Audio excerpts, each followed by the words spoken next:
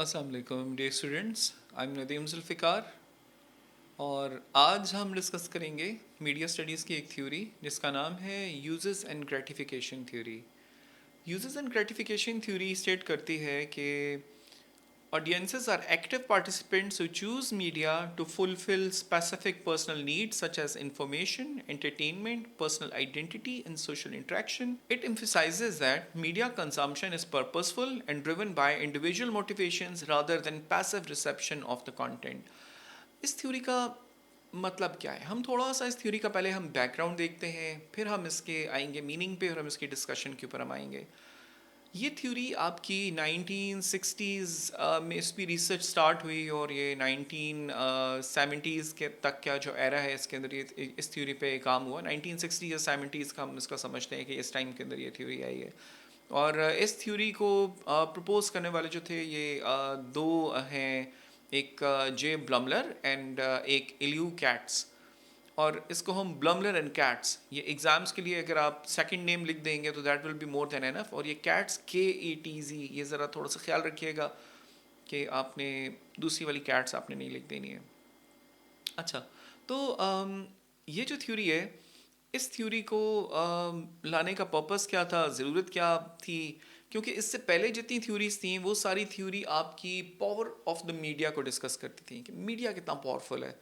और like the boss was the media. उस situation के अंदर हम ये कहते हैं ना कि हु इज़ द किंग, तो media was the king. Media के इफेक्ट्स की बात कर रहे हैं हम। थ्रू आउट यही था कि मीडिया का इफेक्ट लोगों पे हो कैसे रहा है। मैं आपको अगर कुछ थ्योरीज में आपको बता दूं तो जैसे हम लोगों ने एक थ्योरी, उस पर वीडियो मौजूद है, आप देख सकते हैं, हाइपोडर्मिक नीडल थ्योरी, जिसको हम मैजिक बुलेट थ्योरी भी कहते हैं।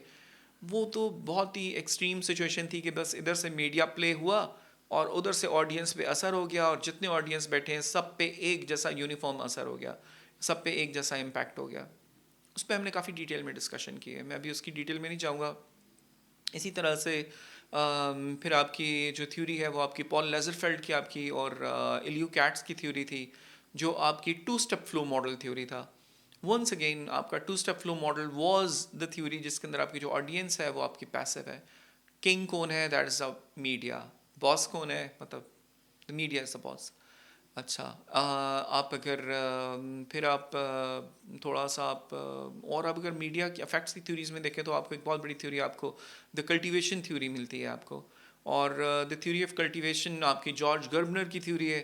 वंस अगेन उसमें भी आपका जो ऑडियंस है वो आपका पैसिव है। ये जो थ्योरी है ना ये वाली, this is considered to be the one of the theories के जो आपका वो थ्योरीज जिसके अंदर ऑडियंस को आप पावर शिफ्ट कर रहे हैं फ्रॉम द मीडिया, आपकी पावर शिफ्ट हो रही है टुवर्ड द ऑडियंस। तो वो जो बॉस था ना, वो जो किंग था वो मीडिया था, यहाँ पे बॉस आपके क्या होगा, आपका ऑडियंस आपकी बॉस हो गई। तो ये शिफ्ट आया कैसे, इसको हम थोड़ा सा ये देखते हैं कि इस टाइम पे दुनिया में क्या हो रहा था। सबसे पहले तो हमें ये देखना पड़ेगा। देखिए, बात यह है कि रेडियो को आए बहुत अरसा गुजर गया और अब आपके पास क्या है कि आपके पास रेडियो का एक चैनल नहीं है जो आपका नेशनल रेडियो चैनल हो। आपके पास रेडियो के मल्टीपल चैनल्स अवेलेबल होने शुरू हो गए। आज तो खैर बहुत ज़्यादा है, आप लगाएं तो आपको FM इतनी फ्रिक्वेंसीज मिलती हैं, लेकिन उस टाइम पे भी ये था कि आपको एक ही ज़बान के अंदर आपको बहुत ही ज़्यादा आपको चैनल्स और आपको वैरायटी मिलना शुरू हो गई। आप इसी तरह से आपका 1960s 70s का वो टाइम है कि जिसको आप एक start of the era of television भी आप इसको कहते हैं। और टेलीविज़न आया और टेलीविज़न आने के साथ आपके आप टेलीविज़न में भी आपको चॉइस मिलना शुरू हो गई। देखें, आपको एक तो चॉइस ऐसे मिलना शुरू हो गई कि आप रेडियो देखें या टेलीविज़न देखें, एंटरटेनमेंट में आपको ये चॉइसेस मिलना शुरू हो गई ना। और उसके बाद आपको ये भी आपको चॉइस मिलना शुरू हो गया कि अगर टेलीविज़न है तो शुरू में एक स्टेशन है, ओवर टाइम आपके वो स्टेशंस भी आपको ज़्यादा मिलते जा रहे हैं आपको। सो टेलीविज़न को वो जो हम उसको चेंज करते थे, we used to call them as a station, like उसको हम उसके जो चैनल्स होते थे तो वो आपको मिलना शुरू हो गए, आपको डिफरेंट ब्रॉडकास्टिंग आपके स्टेशंस बनना शुरू हो गए। अच्छा, इसी तरह से आपके पास जो एग्जिस्टिंग मीडिया था आपका, वो आपका प्रोलिफरेट होना शुरू हुआ। आपके जो प्रिंटिंग थी उसके अंदर आपके मैगजीन्स आपके ज़्यादा पब्लिश होना शुरू हो गए। तो आपको चॉइसेस आपको ज़्यादा मिल रही हैं, चाहे वो आपकी न्यूज़पेपर्स हैं, प्रिंट मीडिया है, टेलीविज़न है, रेडियो है। तो अब ज़्यादा चॉइसेस मिल रही हैं तो उन्होंने ऑडियंस को पावर देना शुरू कर दिया। अब ऑडियंस के पास चॉइस ये आ गई कि अब वो लिमिटेड नहीं है कि वो सिर्फ एक ही रेडियो के ऊपर जो एक कंटेंट आ रहा है बस उसी को ही कंज्यूम करेंगे और उसका उन पे इम्पैक्ट हो जाएगा।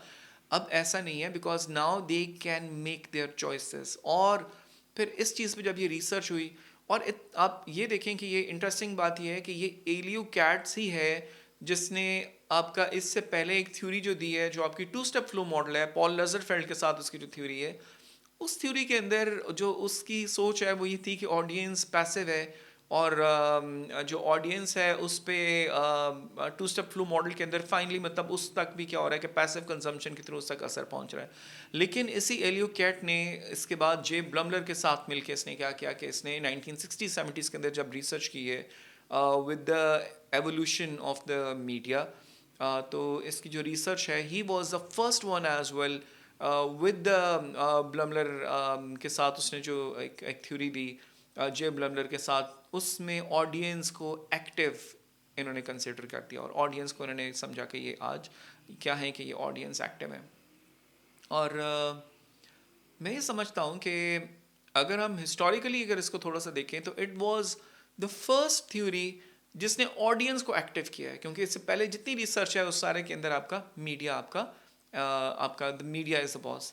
अच्छा, बहरहाल हम आगे चलते हैं कि ऑडियंस को अगर एक्टिव किया तो कैसे किया, और क्या ये थ्योरी आज रेलेवेंट है या नहीं है, हम इस पे बात कर लेते हैं। सो इन लोगों ने ये किया कि they came up with the things कि हमारी साइकोलॉजिकली, हमारी इमोशनली हमारी नीड्स क्या हैं, और हम क्यों कंज्यूम करते हैं, अगर हम चॉइसेस कर रहे हैं तो हम क्यों कर रहे हैं। तो इन लोगों ने चार में डिवाइड किया। Number one was the information. आप उसको इन्फॉर्मेशन कह लें, कुछ जगहों पे आपको ये कॉग्निटिव नीड्स भी आपको मिलेंगी, या फिर आपको सर्वेलेंस नीड के नाम से मिलेंगी। मैं इस वजह से तीनों बता रहा हूँ, या आपको और भी कुछ ऐसे लफ्ज़ आपको मिल जाएंगे, अगर आप देखें तो आप परेशान मत हो, क्योंकि इन सब का मतलब यही है कि आपकी कॉग्निटिव नीड्स, इंफॉर्मेशन नीड्स, आपकी surveillance need is your need for which you consume the media to get the information. Like for example, हम न्यूज़ क्यों कंज्यूम करते हैं, आप ये चैनल क्यों देख रहे हैं। आप एक स्टूडेंट हैं अगर, तो अगर आपको इन्फॉर्मेशन चाहिए तो you are watching my video because you are getting information and it's gratifying your need. हम न्यूज़ क्यों देखते हैं, because we want to gratify our need of information. हम डॉक्यूमेंट्रीज क्यों देखते हैं, नीड ऑफ इंफॉर्मेशन। ठीक है, आप सारी यूट्यूब के ट्यूटोरियल्स हो गए, वीडियोस हो गई, यू गेट द पॉइंट। अच्छा, जो सेकंड नीड है जो इन्होंने ब्लमलर एंड कैट्स ने बताई हैं, जो सेकंड नीड है वो उन्होंने बताई है एंटरटेनमेंट नीड। आप इसको एंटरटेनमेंट नीड भी कह सकते हैं, आप इसको एस्केपिज्म नीड भी कह सकते हैं। एस्केपिज्म इसलिए ऐसे कह सकते हैं कि we need the escape from the reality. Like for example, हम लोग अपनी एक रूटीन से एक हम क्या चाहते हैं कि we want an escape from the reality. हम ये चाहते हैं कि बस हम कुछ टाइम के लिए हम क्या करें कि हम दुनिया के जो मामलात हैं हम उनको साइड पे रख के, और हम क्या करें कि हम एंटरटेन हो जाएं। तो आप क्या करते हैं कि आप टेलीविज़न शोज़ कंज्यूम करते हैं, आप फिल्म्स कंज्यूम करते हैं, आप गेम्स खेलते हैं, आप क्या करते हैं कि आप टेलीविज़न पे एंटरटेनमेंट की चीज़ें आप देखते हैं। ठीक है, और ये आपकी क्या है, ये आपकी एंटरटेनमेंट की नीड्स हैं। अच्छा, इन एंटरटेनमेंट की नीड्स के अंदर ना कुछ आपकी डिस्कशंस के अंदर आप जाएं, आपको तो आपको ये भी मिलेगा कि हमारी इमोशनल नीड्स भी हैं। लाइक फॉर एग्जांपल, हम ये तो नहीं कि अगर हर दफ़ा हम कॉमेडी देख रहे हैं, हमारी इमोशनल नीड्स ऐसे भी हो सकती हैं। लाइक फॉर एग्जांपल, हम इमोशनली हम जैसा फील कर रहे हैं तो हम उस तरह का कंटेंट देखते हैं। Like if you are feeling sad, तो आप अगर सैड सॉन्ग सुन रहे हैं, that's also your entertainment, that's also your escapism, and that's your emotional need as well. तो आप क्या करते हैं कि आपकी ये एक सेकंड आपकी नीड हो गई। अच्छा, फिर हमारे पास जो नेक्स्ट नीड आती है ना, वो हमारे पास नीड आती है हमारी पर्सनल आइडेंटिटी की नीड। अब देखिए, पर्सनल आइडेंटिटी की नीड क्या है। पर्सनल आइडेंटिटी की नीड मेरी ये है कि जो मेरी आइडेंटिटी है, जो मेरा रिलीजन है, मैं जिस कंट्री से बिलोंग करता हूँ, मेरी जो एथनिसिटी है, जो मेरी सोच है, जो मेरी वैल्यूज़ हैं, जो मेरी नॉर्म्स हैं, मैं उनको रीइंफोर्स करना चाहता हूँ। और मैं उनको रीइंफोर्स करने के लिए मैं वो कंटेंट कंज्यूम करूँगा जो मेरी इस नीड को क्या करता है, फुलफिल करता है। लाइक आपका, like for example, if you have some like consumption of the content, किसी का अगर आप देखते हैं कि वो एक ख़ास तरह की रिलीजियस वीडियोस देख रहे हैं, so they are fulfilling their personal identity need because they identify themselves as that religious with that religious thoughts. तो वो क्या कर रहे हैं कि वो उस अपनी आइडेंटिटी को क्या कर रहे हैं, री कर रहे हैं. It can be political as well.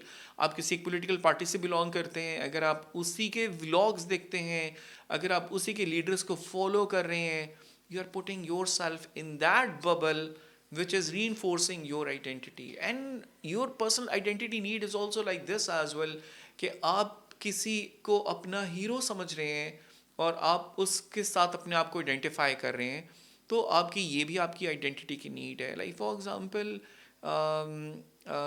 According to Marshall McLuhan, interestingly, he says that we are in a continuous search of our identity. और हम लोग हर वक्त ये हम अपनी आइडेंटिटी के हिंट्स तलाश करते रहते हैं कि हम किस चीज़ को पार्ट ऑफ आवर आइडेंटिटी कर सकते हैं. इसको अब यूँ भी समझ सकते हैं कि जैसे एक छोटा बच्चा जो स्पाइडरमैन का एक ड्रेस पहन के और अपने आप को स्पाइडरमैन के साथ आइडेंटिफाई करता है और उसको लगता है कि वो जैसे स्पाइडरमैन हीरो है, तो वो भी क्या है कि वो भी हीरो है. ठीक है. या फिर अगर आप छोटे स्कूल जाते हुए अगर आप स्टूडेंट्स के बैग्स देख लें, तो वो एक छोटी सी बच्ची जो बैग के ऊपर उसने एक फ्रोजन की वो डॉल अगर उसने पहनी हुई है, तो she is identifying her self as a princess. तो so this is our personal identity needs. हम अपने आप को क्या करते हैं कि हम अपनी आइडेंटिटी को चीज़ों के साथ, फिर हम कंटेंट के साथ, मीडिया कंटेंट के साथ हम रीइंफोर्स करते हैं. और finally we have the need of the social interaction need. अच्छा, अब ये बड़ा इंटरेस्टिंग है कि 1970s की ये थ्योरी है और हम ये बात कर रहे हैं कि हम लोग सोशल इंटरेक्शन की नीड हम टेलीविज़न के साथ हम अपनी ग्रेटिफाई करते हैं. सोचने की बात यह है कि सोशल इंटरेक्शन तो टू वे होता है ना, कि उसमें क्या होता है कि इसमें पैरासोशल रिलेशन डेवलप होते हैं. पैरासोशल रिलेशन का मतलब ये है कि you identify your self, you connect with the people. I think this is a better way to verse this thing, कि you connect with the people, you feel connected with those people जिनको आप देख रहे होते हैं.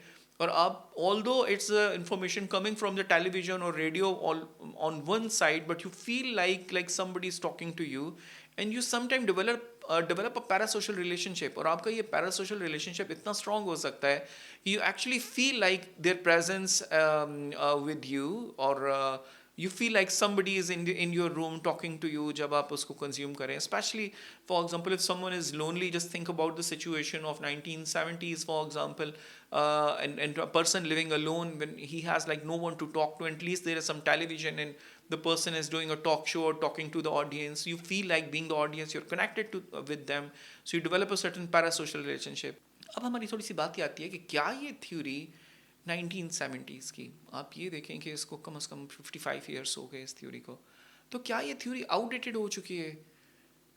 तो बात ये है कि ये थ्योरी विद द टाइम ये पहले से भी ज़्यादा रेलेवेंट होगी. और आप ये सोचें कि कैसे रेलेवेंट होगी भाई. ये रेलेवेंट ऐसे हो गई है कि आपकी हर जो नीड है, आपकी इन्फॉर्मेशन है आपके पास, और आपकी इन्फॉर्मेशन के अब आपके पास इतनी ज़्यादा चॉइसेस हैं. अब आप क्या करते हैं कि आपको पहले की तरह, जैसे आपका देखो पहले भी ये था ना कि आपको जो नीड ग्रेटिफाई करनी है आप उसके अकॉर्डिंग चॉइसेस मेक कर रहे हैं और ऑडियंस एक्टिव है.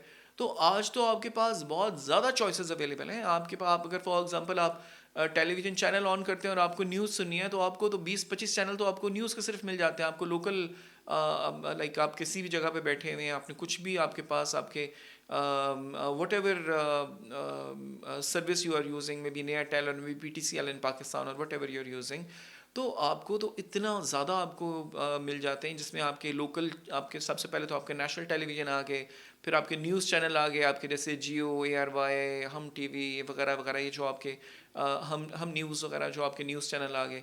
फिर आपके पास इंटरनेशनल न्यूज़ चैनल आ गए आपके पास. तो इतनी ज़्यादा चॉइस अवेलेबल है. एंटरटेनमेंट में जाएं, so much choice available, from your local content to the global content, from your local television and the local dramas to the international content available from different countries.